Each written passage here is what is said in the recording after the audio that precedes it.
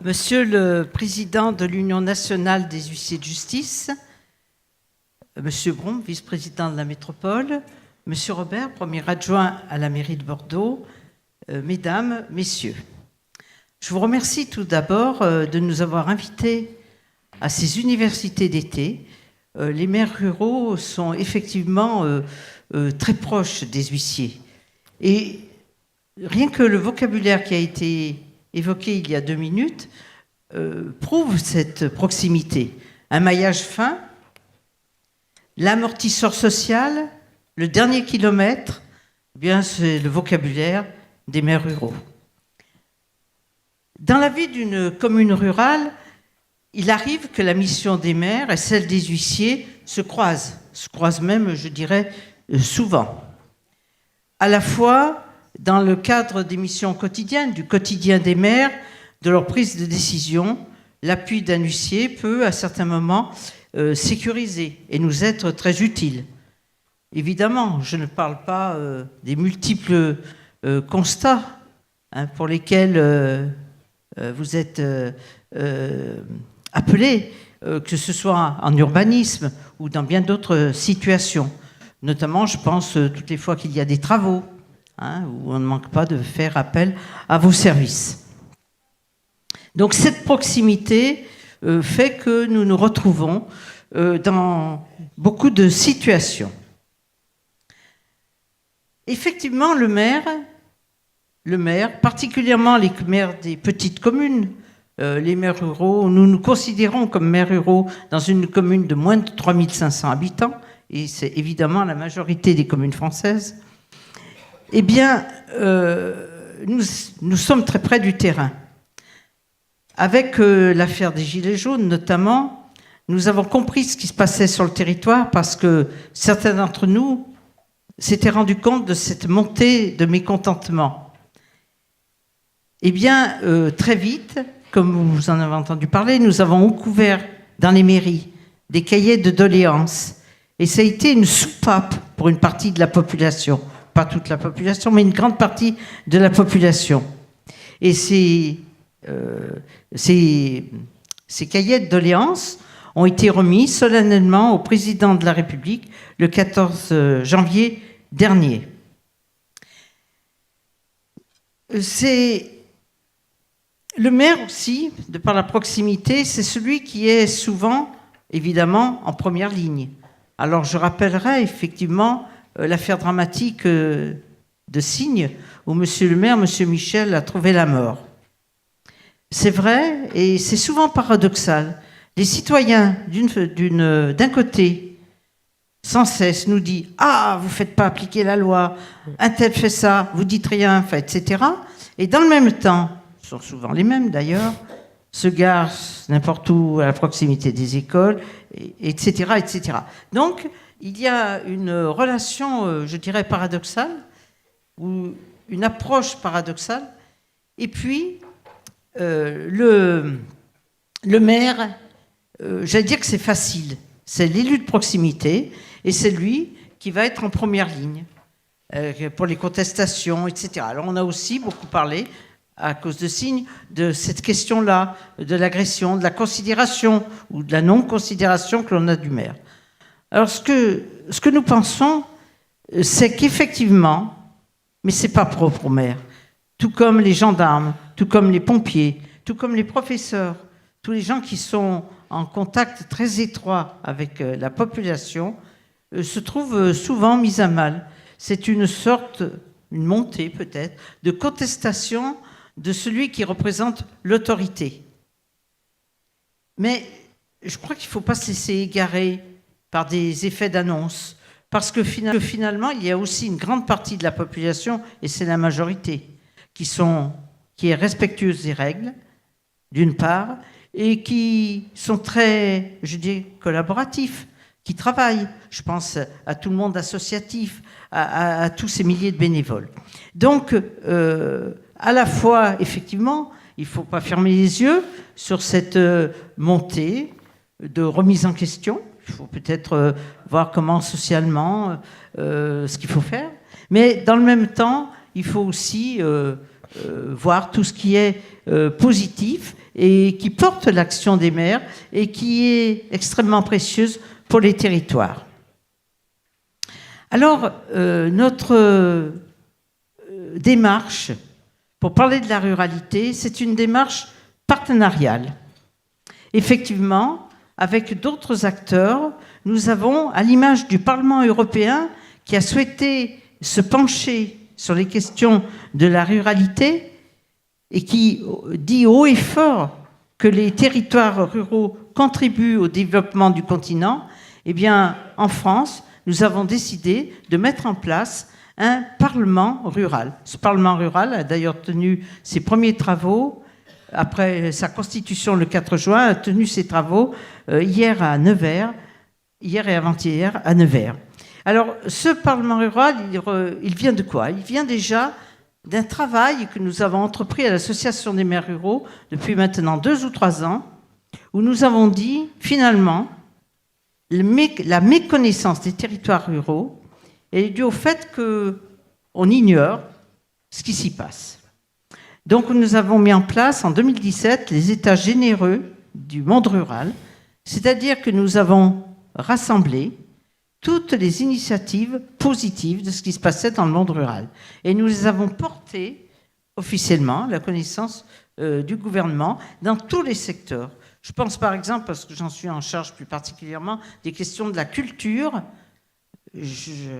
C'est vrai qu'au ministère de la Culture, il y avait souvent une grande ignorance de la vitalité culturelle des territoires ruraux. Et ceci aussi dans d'autres domaines.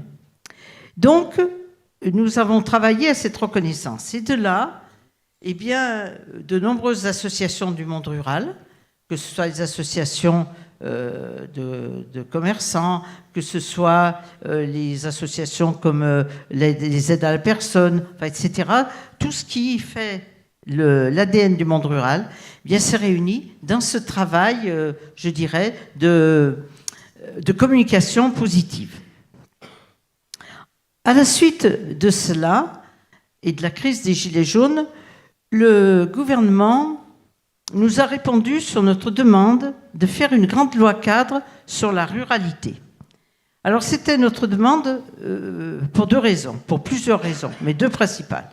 D'une part, pour reconnaître, à côté de la question de la démographie, la question de la superficie des territoires. C'est-à-dire que les dotations ne soient plus calculées uniquement à l'aune de la démographie, mais aussi de la surface du territoire qui est gérée. Et ça demande une remise en question extrêmement importante.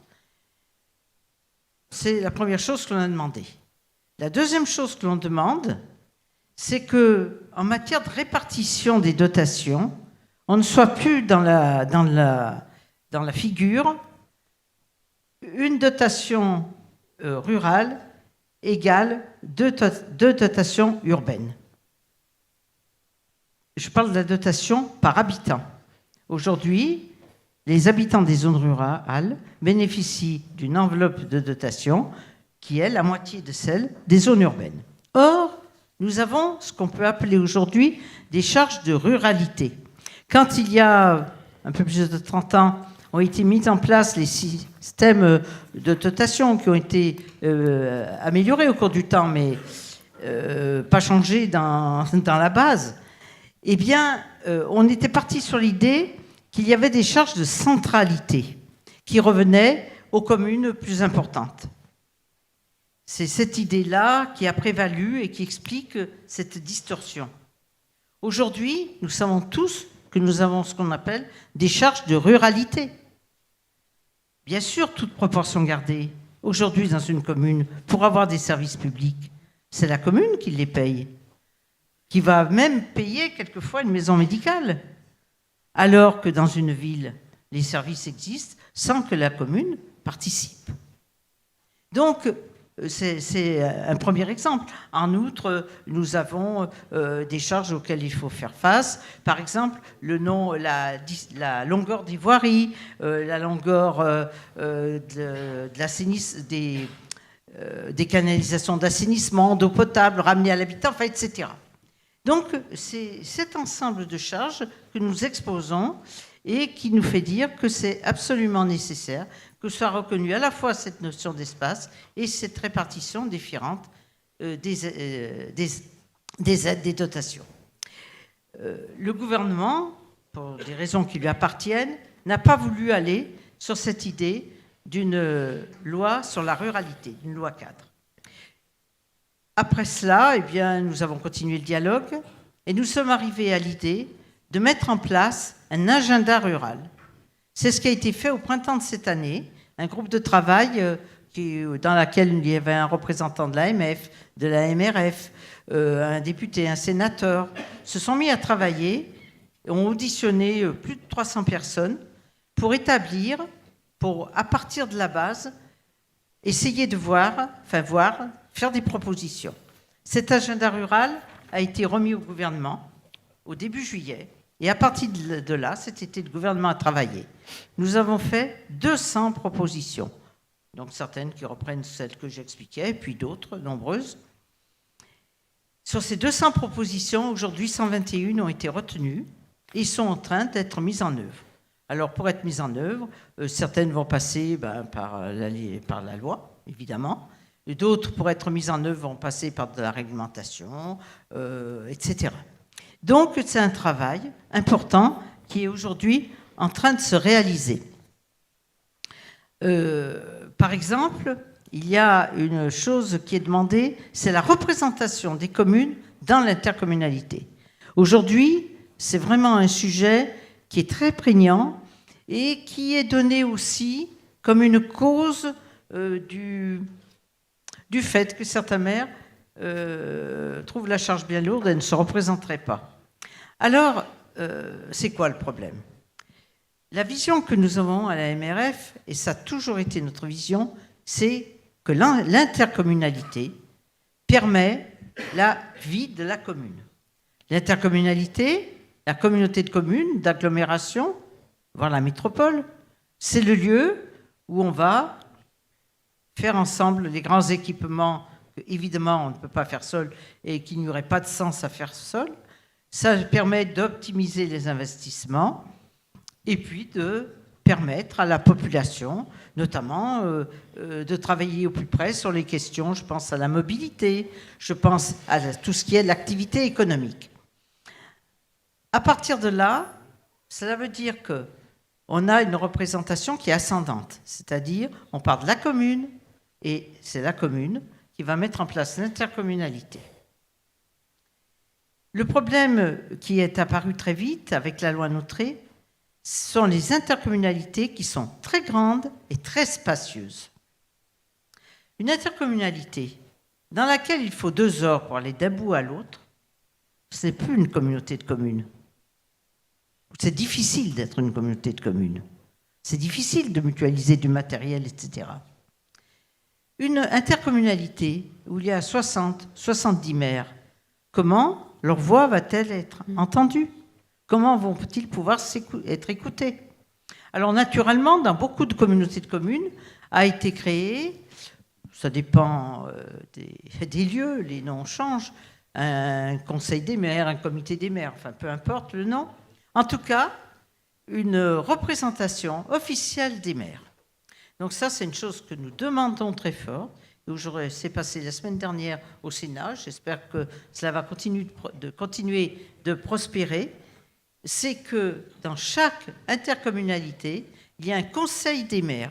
Et que ce conseil des maires, là, ça sera la cerise sur le gâteau, j'espère qu'on y arrivera, donne un avis conforme pour tout ce qui est les grands équipements. Il ne s'agit pas qu'ils soient consultés toutes les semaines, 1 fois par an, 2 fois par an, sur les grands investissements, les grands équipements. Alors certains voudraient aller plus loin et voudraient qu'ils aient un avis conforme sur le budget. Mais là, je crois que ça pose des problèmes peut-être juridiques. Enfin, toujours est-il que nous sommes dans cette vision. Et puis, dernier point, parce que je pense que j'arrive au bout de mon temps, c'est l'engagement dans la vie publique qui aujourd'hui fait question. Une loi est à l'étude, la loi engagement et proximité, où effectivement, vont essayer d'être proposés des points, enfin des points, des éléments, une progression qui faciliterait l'engagement des maires. Alors, en ce qui concerne les petites communes, notre position est très simple. Et ce que nous demandons est très simple et c'est compliqué. C'est que jusqu'à 3500 habitants, l'indemnité, je parle bien d'une indemnité, parce qu'il s'agit bien d'une indemnité, soit la même. Qu'il n'y ait plus des sous-sections, 400, 500, enfin 1000 habitants. Pourquoi ? Parce qu'on estime que jusqu'à 3500 habitants, le maire est très impliqué et qu'il n'y a pas de raison d'avoir une différence d'indemnité. Et là se pose tout de suite une question, mais dans certaines communes, comment est-ce que ça va être payé ? Donc pour le moment, la discussion, elle est sur cette question-là. Donc il y a cette question-là. Il y a une autre question. Très rapidement, Madame Béguet. Je vais terminer. Dépasser beaucoup. Encore une phrase. C'est le retour à la vie active, notamment quand on travaille dans le secteur privé. Et ça, c'est une vraie question que se posent des personnes qui souhaiteraient s'engager dans la vie communale et qui se disent, oui, mais quand j'aurai terminé mon mandat, comment est-ce que je vais me retrouver dans ma carrière professionnelle ? Donc voilà, ce sont des pistes de réflexion. Alors j'aurais beaucoup d'autres choses à dire. Mais c'est vous qui avez un agenda contraint. Merci beaucoup. Je vous garde encore un instant. Merci d'applaudir. Pour une question, et j'ajoute que vous avez un agenda contraint, je sais que vous devez nous quitter assez rapidement. Voilà, donc je ne voudrais pas vous mettre en retard. Une question rapidement quand même sur votre vision des choses. Moi, en vous écoutant et en discutant un peu avant cet événement, j'ai bien compris que pour vous, huissier et élu local, c'est un peu, même peut-être pas même combat, mais en tout cas même utilité sociale sur les territoires. Ah oui, même utilité sociale, ou du moins beaucoup de choses en commun dans notre utilité sociale. Et vous avez besoin des huissiers au quotidien ? Ah oui, je l'ai rappelé d'ailleurs, oui. Quand on fait des travaux, c'est peut-être quand on les appelle le plus fréquemment, bien sûr. Les questions d'urbanisme, ça c'est... je dis, c'est ce qui est peut-être dans les choses les plus difficiles. Je parle notamment dans toutes les communes, mais dans les communes périurbaines comme la mienne, oui, ce sont des questions extrêmement difficiles. Merci beaucoup, merci d'avoir pris le temps de venir nous parler. Je vais vous récupérer ça, je vous en prie. Je vais vous laisser rejoindre la salle et vous excuser auprès de l'assistance, car vous avez une bonne excuse, effectivement, pour ne pas rester toute la journée avec nous. On va poursuivre et recevoir un intervenant qui n'est pas de la région, qui est d'une région, on ne va pas dire concurrente, mais au moins aussi belle que la région lyonnaise. Il me dit plus.